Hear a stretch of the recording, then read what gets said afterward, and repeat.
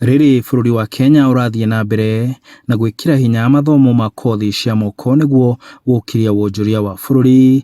Cukuru cia gĩkĩro kĩa university nĩ ithingatĩtwo kũnyitĩrĩra cukuru cia kothi cia moko gũkinyanĩria kĩroto gĩkĩ. Rĩtana rĩrĩ rĩikĩtio nĩ mũrutani mũnene wa cukuru ũyũ wa Teto.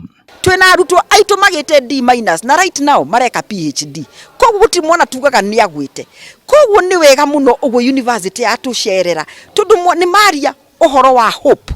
Atĩ mwana onakorwo nĩ skills no tũrenda mwana arĩkie nginya nakorwo nĩ CBET level 6 ĩrĩa tũretaga diploma mbere ĩyo nĩ agũthiĩ neke degree na thiĩ nginya a progress eke masters neke PhD na tondũ rĩu nginya gũkũ gwitũ nĩ tũrathomithia kĩnjerũmani ciana ici citũ tũrenda gũcitũma kũrĩa rũraya. Nake abitha wa cukuru wa Kirinyaga University akiuga mabuku marĩa maheanĩte cukuru-inĩ ũyũ nĩ itemi-inĩ rĩa kũgacĩria gĩthomo cukuru-inĩ ũyũ. Tukona na ithuĩ nĩ twagĩrĩirwo gũka tũngĩmateithia atĩa.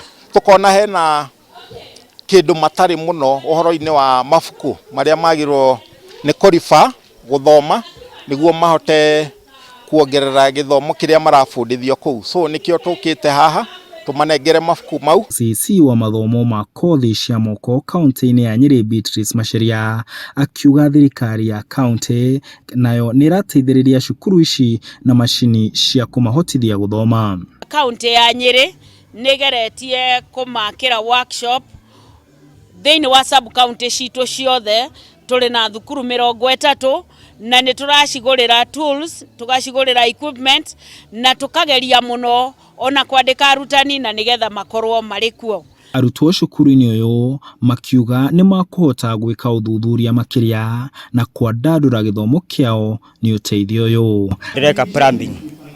Ũmũthĩ nĩtwareherwo mabuku na mabuku maya nĩ megũtũteithia hĩndĩ ĩrĩa mũndũ free time no hote gũthoma. Matangĩ afford data nĩ mekũhota ku access mabuku mau through library na nĩkũ teithia ku save mbeca iria tũhũthagĩra ku buy data ya ta 1 hour nĩguo download large file.